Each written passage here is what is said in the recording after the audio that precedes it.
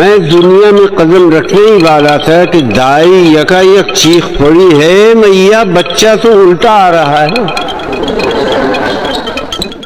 سب عورتوں نے منہ پر ہاتھ رکھ لیے اور جھانک جھانک کر دیکھنے لگیں جیسے کوئی انوکھی بات ہو رہی ہو۔ سارے زمانے میں بچے عموماً سر کے بل پیدا ہوتے ہیں، میرے خیال میں یہ غلط طریقہ تھا۔ آدمی جہاں جاتا ہے اسے پیر کے بل جانا چاہیے نہ کہ سر کے بل۔ میں اپنی طرف سے سیدھا پیدا ہونے کی روایت قائم کر رہا تھا جسے یہ عورتیں الٹا کہہ رہی تھیں۔ سچ ہے عورتوں کی عقل الٹی ہوتی ہے۔ بہرحال اس الٹا پیدا ہونے کا مجھے ساری زندگی بڑا فائدہ ہوا۔ جیسے ہی میں باہر کھلے میں آیا، دائی نے ہاتھ سے سونت کر میری آرائش علیحدہ کی، مجھے الٹ پلٹ کر دیکھا۔ کمرے میں کافی اندھیرا تھا اور دائی کی نظر بھی خاصی کمزور تھی۔ اس نے ہاتھ سے مزید ٹٹول کر اپنا پورا اطمینان کر لیا، پھر چلائی، ارے بیٹا ہے بیٹا۔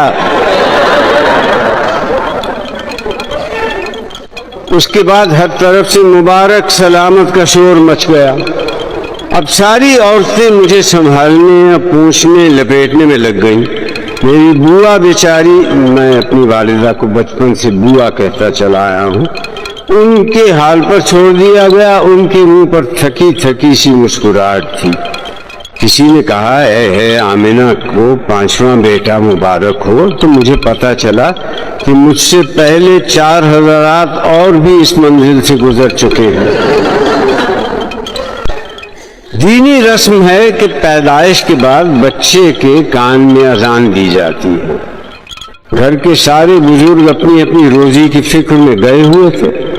تلاش کرنے پر حمید ماموں ملے جو باہر چبوترے پر اپنی بلبل شہروز کو پستے بادام کا چوگا کھلا رہے تھے۔ اس بلبل نے ابھی کل ہی محلے میں ایک بڑا میچ جیتا تھا۔ ماموں کو بلایا گیا، وہ جلدی جلدی قمیض پاجامہ اور ٹوپی پہن کر اذان دینے آ گئے۔ اب حمید ماموں پیشہ ور مولوی تو تھے نہیں، نماز بھی سال میں 2-3 بار ہی پڑھتے تھے۔ اذان دیتے وقت جوش میں 3-4 تکبیریں زیادہ پڑ گئے۔ دوسرا مسئلہ یہ تھا کہ ہمارے ماموں تھوڑا سا ہکلاتے بھی تھے، اس طرح 4 تکبیروں کی 11 تکبیریں بن گئیں۔ دین کی بات تھی مگر میں فی سبیل اللہ فساد نہیں چاہتا تھا، تو خاموش ہو رہا۔ اس زمانے میں پیدائش کی رپورٹ پولیس میں لکھوانے کا رواج نہیں تھا۔ اس کا مجھے آج تک نقصان یہ ہوا کہ آج تک اپنی صحیح تاریخ پیدائش معلوم نہیں ہوئی۔ پاسپورٹ اور ویزے کا فارم بھرتے ہوئے بڑی دشواری ہوتی ہے۔ مجھے ایک تقریب خاص طور پر یاد ہے، اس کا تعلق میری اپنی ذات سے ہے۔ یہ میری ختنے کی تقریب تھی جو پتہ نہیں کیوں بڑی دھوم دھام سے منائی گئی۔ پورے گھر کی صفائی اور چونے کاری کی گئی اور اسے رنگین غباروں اور جھنڈیوں سے سجایا گیا۔ سارا گھر مہمانوں سے کھچا کھچ بھرا ہوا تھا، دیگیں کھنک رہی تھی، ایک ہنگامہ برپا تھا۔ میرے کپڑے بہت عمدہ تھے، سفید ریشم کا کرتا، لٹھے کا پاجامہ، سنہری بروکیڈ کی شیروانی، سر پر گوٹا لگی چاند تارے والی ٹوپی، گلے میں تازہ پھولوں کے ہار۔ لوگ میری لیے طرح طرح کے تحفے اور کھلونے لائے تھے۔ بوا جانتی تھی کہ میرے لیے بہترین کھلونا ایک دلہن ہو سکتی تھی، سو انہوں نے اس کا بھی انتظام کر دیا۔ ایک دور سے آئی ہوئی میرے رشتے کی کم عمر خالہ کو رنگین کپڑے پہنا کر ہار پھولوں سے تیار کر کے دلہن بنا دیا گیا۔ یہ میری زندگی کا سب سے بڑا دھوکہ تھا۔ ادھر میں زرق برق کپڑے پہنے اپنی دانش میں دولہا بنا ہوا تھا۔ حمید ماموں مجھے گود میں اٹھائے پھر رہے تھے۔ ہر شخص پیار و محبت سے پیش آ رہا تھا۔ میری کچھ سمجھ میں نہیں آ رہا تھا کہ کیا چکر ہے۔ تھوڑی دیر کے بعد ماموں بڑے بہلاوے پھسلاوے سے مجھے مردانے میں لے گئے۔ وہاں سارے مرد مہمان جمع تھے۔ درمیان میں ایک چوکی تھی جس پہ گوٹے لگا پیلا کپڑا بچھا ہوا تھا، اوپر ایک سرخ دوپٹہ سائبان کے طور پر تنا ہوا تھا۔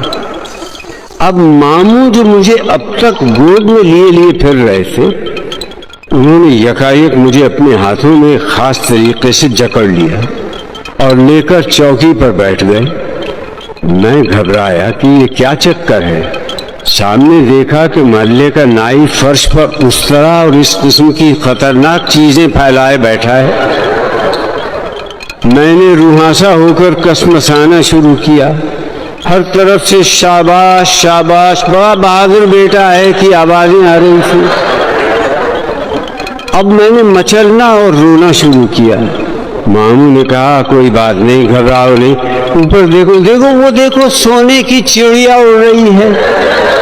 گھبراہٹ اور پریشانی میں جھوٹ جانتے ہوئے بھی میں اوپر کی طرف دیکھنے لگا۔ غفور نائی کا ہاتھ بہت پھرتیلا تھا۔ ایک لمحے میں اس نے نہ جانے کیا کیا، جلن سی ہوئی، گرم گرم خون ٹپکنے لگا۔ اس نے ریشم کی راکھ کا ایک چھینٹا مارا، میں چیخیں مارنے لگا۔ اتنے میں سارا معاملہ صاف تھا۔ ہر طرف سے مبارک سلامت کی صدائیں بلند ہونے لگیں۔ مجھے ہاتھوں ہاتھ اندر زنانے میں لے جایا گیا۔ میرے رونے چلانے سے بوا پریشان تھی، مگر دوسری عورتوں نے مجھے ہاتھوں ہاتھ لیا اور ایک تیار بستر پر لٹا دیا۔ چند عورتوں نے مضبوطی سے میرے ہاتھ پاؤں جکڑے ہوئے تھے۔ تحفے میں آئے ہوئے کھلونے میرے ارد گرد ڈھیر کر دیے گئے۔ یہ تجربہ مجھے سالوں تک نہیں بھولا۔ میں جب بھی کسی کو سجا بنا دولہا دیکھتا تھا